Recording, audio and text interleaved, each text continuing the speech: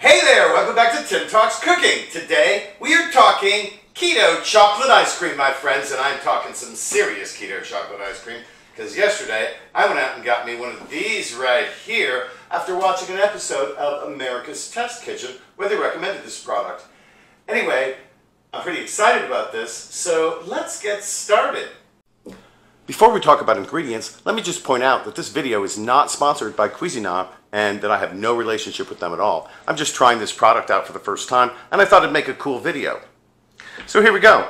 I've got 2 cups of heavy whipping cream, 1 cup of almond milk, 1 cup of erythritol. This is about a tablespoon of pure vanilla extract. You could use a little more or a little less, as you will. I like a lot of vanilla. I've got a teaspoon of instant espresso here. I think instant coffee really enhances the flavor of anything chocolate. So you're going to find when I do chocolate recipes, I often use that along with vanilla. Here I've got 3/4 of a cup of dark cocoa powder. You could use any cocoa powder you like. This is just what I have on hand. Now what I've done here is just simply to adapt the recipe that was in the user's manual. They're recipes that come with all Cuisinart products. This is their recipe ketofied, right? I used almond milk where they use whole milk, and they also use, of course, sugar and brown sugar, which I'm not using here. I'm going to just combine the ingredients here. It really doesn't matter in what order, I suppose. There's our vanilla and our almond milk. Here's our cocoa powder. Get all of that out of there.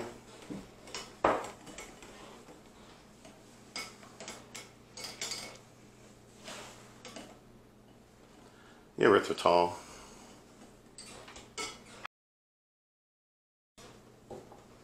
I'm going to stir this until it's very well combined and the erythritol is dissolved. And here we have our beautiful ice cream base. This really, I think, is just lovely. Now, to use the Cuisinart ice cream maker, you have to, there's an insert that's full of a liquid that freezes, and you put it in your freezer overnight for about 24 hours. Mine's been in my freezer for 24 hours. This needs to cool in the refrigerator for 2 hours before we can use it. They say 1 to 2 hours, so I'm going to use 2 hours just to be sure that it's going to be the right temperature when we get started. But once we do, we're going to have ice cream that's supposed to be just perfect in about 20 minutes. Okay, my ice cream mixture has been in the refrigerator for 2 hours, so let's make some ice cream. This is the freezer bowl that's been in my freezer since yesterday. The paddle attachment, our lid. This all seems to be pretty easy. I guess what we do is turn it on according to the directions and pour in our mix while it's turning.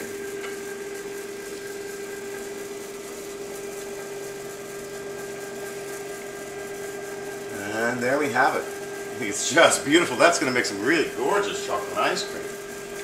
Get the rest of this out of the container here.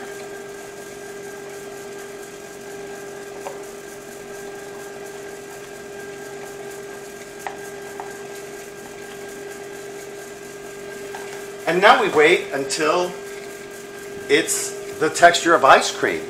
It could take up to 20 minutes, but we'll see. After 15 minutes, here's what our ice cream looks like.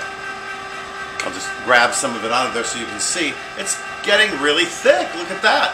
It's like some pretty thick soft serve. And I think that's great. Give it about another 5 minutes and see what happens. After 5 more minutes, here's what we've got. It really starts to pile up in the freezer container in there. Look at that. Look at this beautiful creamy texture, and that is really solid and kind of substantial. I think it's time for a taste. You know what, this just looks great, and just the feel of it, to stir it around, the feel of it on my spoon, just like ice cream. I think this is really quite good. Ooh, wow. Man, that is creamy and really delicious, really smooth, but it has that substantial texture. Oh, and it's so smooth and just so delicious with the chocolate, the vanilla, and that little bit of the coffee hint. Oh, wow, you've got to try this. I couldn't be more pleased with my little device over here, but also just knowing that sugar-free ice cream is just a day away sometimes. That's really quite good. I hope you try this. I also hope that you will like, share, comment, and especially subscribe to my channel. Please click on the notifications bell as well. I upload a couple of times a week, and you'll be notified whenever I do. Thanks for watching us here today at Tim Talks Cooking. We'll catch you next time.